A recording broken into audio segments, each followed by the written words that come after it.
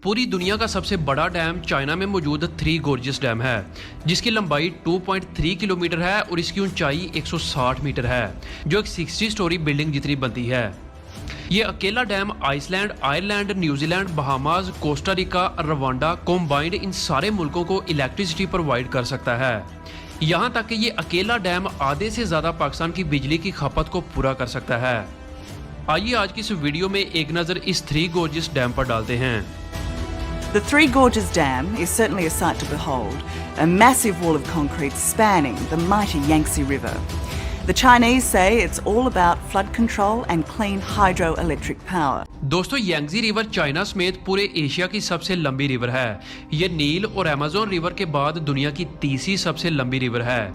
ये चाइना के वेस्ट में तंगोला माउंटेन से शुरू होकर 6300 किलोमीटर से भी ज्यादा का ट्रैवल करके शंघाई के करीब ईस्ट चाइना सी में जाकर गिरती है।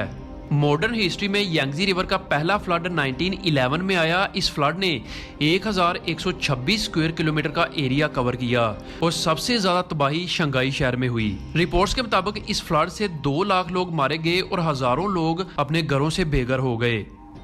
अगस्त 1931 में चाइना में शदीद बारिशें हुई, जिसकी वजह से यांगजी रिवर में दोबारा से सैलाब आ गया। ये दुनिया की हिस्ट्री के डेडलिस्ट नेचुरल डिजास्टर्स में से एक था। यह फ्लड इतना खतरनाक था कि चाइनीज गवर्नमेंट को यह तक कंफर्म नहीं था कि इस फ्लड से इन्हें कितना डैमेज पहुंचा है और कितने लोग मारे गए हैं। रफली एस्टिमेट के मुताबिक इस फ्लड से 3 मिलियन लोग मारे गए थे। इसके बाद भी माइनर फ्लड्स हर साल रेनी सीजन में आते रहे।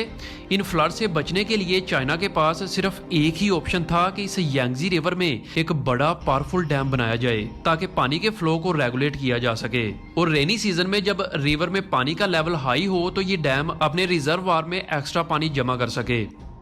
अब जाहिर सी बात है कि इतने बड़े डैम को बनाने के लिए यांगजी रिवर के पानी को रोकना बहुत जरूरी था, क्योंकि पानी को रोके बगैर थ्री गोर्जियस डैम को बनाना लगभग नामुमकिन था। इसकी कंस्ट्रक्शन में आने वाले चैलेंजेस का आगे इस वीडियो में जिक्र करेंगे, लेकिन उससे पहले आपको बताता चलूं कि ये दुनिया का सबसे बड़ा डैम तो है ही, साथ ही यह दुनिया का सबसे बड़ा कंक्रीट स्ट्रक्चर भी है। हैरतअंगेज तौर पर इस डैम को बनाने के लिए 28 मिलियन क्यूबिक मीटर्स कंक्रीट का इस्तेमाल किया गया था। वैसे अगर दुनिया की सबसे ऊंची बिल्डिंग बुर्ज खलीफा को देखें तो बुर्ज खलीफा को बनाने के लिए सिर्फ 3,30,000 क्यूबिक मीटर कंक्रीट को यूज किया गया था। यानी थ्री गोर्जियस डैम की कंक्रीट से 85 बुर्ज खलीफा बनाए जा सकते हैं। जरा इमेजिन करके देखें कि कितनी कंक्रीट को यूज किया गया होगा। कंक्रीट तो कंक्रीट, ये डैम इतना बड़ा और इतना पावरफुल है कि इसकी वजह से अर्थ की रोटेशन तक स्लो हो गई है। बिल्कुल ठीक सुना आपने। एक्सपर्ट्स के मुताबिक थ्री गोर्जियस डैम की वजह से अर्थ की रोटेशन 0.06 माइक्रो सेकंड तक स्लो हो गई है। अगर देखा जाए तो हमारी अर्थ पर इस डैम की वजह से एक दिन 0.06 माइक्रो सेकंड तक बड़ा हो जाता है। इसके पीछे की रीजन काफी सिंपल है, जिसे आपने अक्सर पढ़ा भी होगा और देखा भी होगा, मूवमेंट ऑफ इनर्शिया। अगर आप अपने हाथ अंदर करके गोल गोल घूमेंगे तो आपकी घूमने की स्पीड तेज होगी, लेकिन जैसे ही आप अपने हाथ बाहर खोलकर घूमेंगे तो आपकी स्पीड स्लो हो जाएगी। बिल्कुल सेम यही रीजन इस डैम के पीछे है। इस डैम ने इतना सारा पानी जमीन के सरफेस से थोड़ा सा ऊपर उठा दिया, जिसकी वजह से जमीन की घूमने की स्पीड 0.0 माइक्रो सेकंड स्लो हो गई।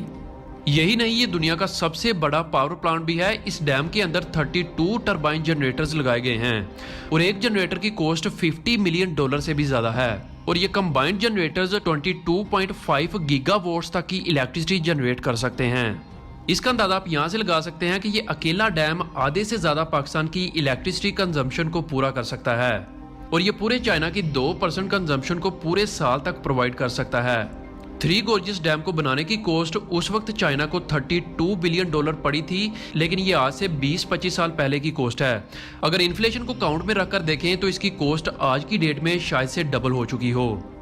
वैसे अगर देखा जाए तो ये डैम 2012 के बाद से हर साल $8 बिलियन की इलेक्ट्रिसिटी प्रोवाइड कर रहा है, तो इस हिसाब से ये अपने ऊपर आने वाली कॉस्ट को तकरीबन पूरा कर चुका है। दोस्तों, थ्री गोर्जियस डैम को बनाना भी चाइना के लिए अपने आप में ही एक बड़ा टास्क था और इसलिए इसे बनाने में ही 17 साल लग गए। यहाँ पर इसको बनाने के लिए इंजीनियर्स के सामने 2 बड़े चैलेंजेस थे। पहला तो ये कि इन्हें डैम को बनाने के लिए यांगजी रिवर के पानी को रोकना था और दूसरा चैलेंज ये था कि इसी सेम टाइम पर इस रिवर का पानी कम से कम उतना बहता रहे कि जिससे ये ओवरफ्लो ना हो जाए, जिससे फ्लड की सिचुएशन क्रिएट हो सके। सो इंजीनियर्स ने यांगजी रिवर के आधे हिस्से में पहले तो बड़े बड़े मैसिव पत्थरों से एक टेम्पररी दीवार बनाई, जिससे इसका लेवल रिवर के लेवल से थोड़ा सा ऊपर हो गया, जिससे रिवर का पानी इस दीवार की वजह से बाकी बचे हुए रास्ते से गुजरने लगा। इसे कोफर डैम कहा जाता है। जब ये कोफर डैम वाली जगह पूरी तरह से सूख गई तो इंजीनियर्स ने वहां डैम की कंस्ट्रक्शन का काम शुरू कर दिया। आधा डैम बनने के बाद बाकी बचे रिवर पर भी पत्थरों से कोफर डैम बनाया गया और यहाँ का पानी पहले बने डैम के हिस्से से गुजारा गया और इस तरह थ्री गोर्जेस डैम की कंस्ट्रक्शन को कंप्लीट किया गया।